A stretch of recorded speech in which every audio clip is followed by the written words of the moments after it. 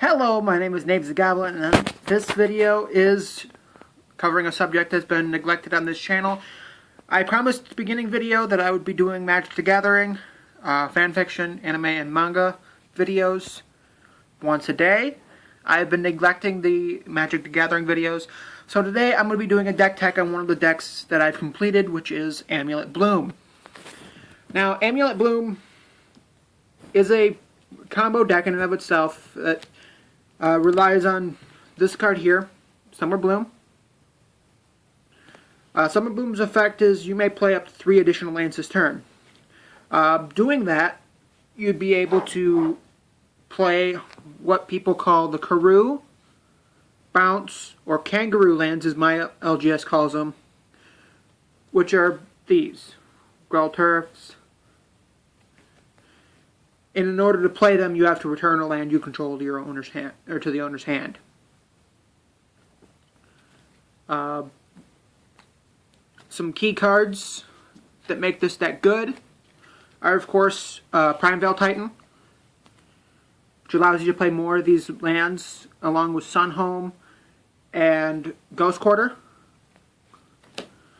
You have one of the most important lands of the set, if you're running Hive Mind, Teleria West, which allows you to get the Pact cards into your hand.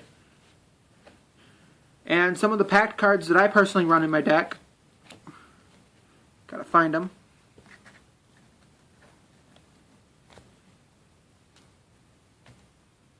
You'd think it'd be easy to find 12 specific cards in a 60 card deck, but it's not. You have Summoner's Pact. They're all 0 drops. All the Pact cards are 0 drops, as far as I know, other than Demonic Pact. Summoner's Pact is green. Search your library for a green creature card, reveal it, put it in your hand, then shuffle your library.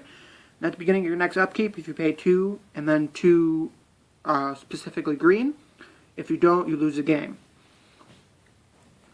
Now, people combo that with Primeval Titan. They can get 3 Primeval Titans out same turn pretty easily that way, and they could end up just plowing over you with just the hardest of hits from the Primeval Titan with Double Strike. Just a sec.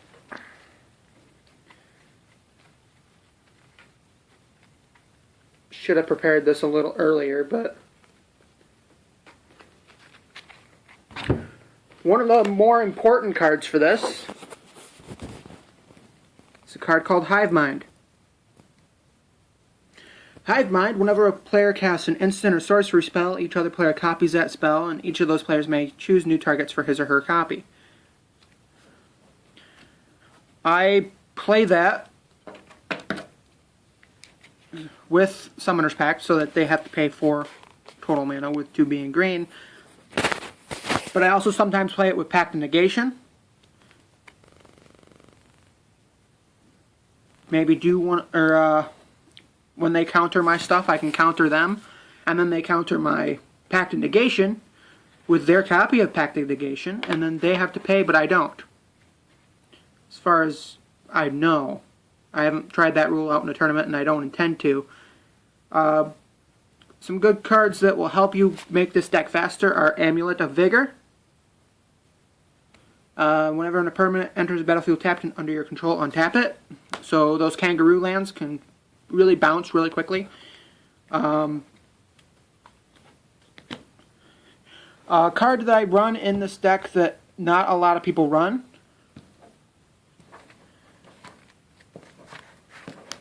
at least in main board,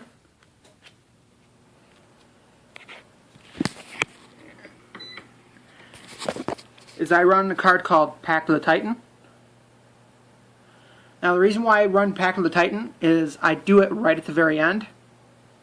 A lot of the players in my meta do not run red. They run green and blue. So when I play Pact of the Titan, it's very hard for a person like that to be able to pay the mana cost. And they just lose really quickly, even though they have a giant creature token. I wouldn't recommend it if your meta runs red at all. unless you know you can get it out by turn 2. Because only land ramp decks like Amulet Bloom, Junk, or not Junk, but Zoo is somewhat can get that much mana by turn 2 to be able to complete it, because it requires 5 instead of 4 for Summoner's Pact. Some other options people run: the new Dragon Lord Dromoka. Can't be countered. Flying lifelink. Your opponent can't cast spells during this turn. It's basically an addition to Prime Veil Titan, taking away Simian Spirit Guide. Sideboard. Sideboard is said to be the most important part of a actual deck. The sideboard can determine whether or not you win games 2 and game 3.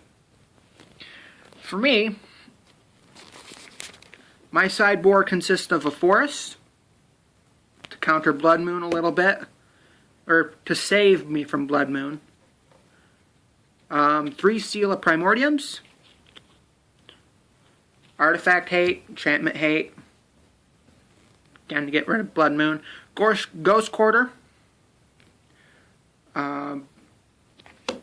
destroy their basic land, or destroy their lands and stuff like that. Fire Spout for aggro decks. Pyroclasm, again for aggressive creature decks.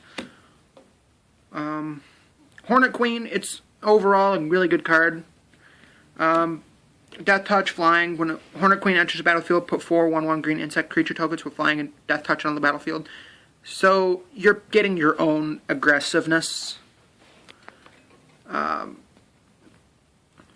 2 Swan Songs, just as counters. I counter, or most of the time I counter like Blood Moon, stuff like that. Just enchantments, instant or sorceries that I don't really care if they have creatures on the field, because I should be able to kill them by turn 3 or 4 anyway. Thragtusk for life gain, and then again the creature aspect of it. It has a high mana cost, but it's easily able to be paid. And then 3 Leyline of Sanctities, because if I draw it first turn, I get Hexproof. And Hexproof on a person is really good against burn and decks like that. If you have any questions, leave a comment. I will be able to answer as many as I can. Some of the notable mentioned cards are Serum Visions, just to scry and to draw. Get as many of those lands into your hand, or Hive Mind, or Prime Veil Titan that you need.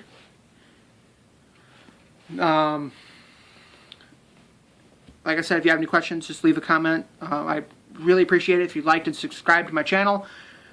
Thank you very much for watching, and I hope you watch future videos of Magic the Gathering, or anime, manga, or fan fiction, depending on your taste. Thank you very much.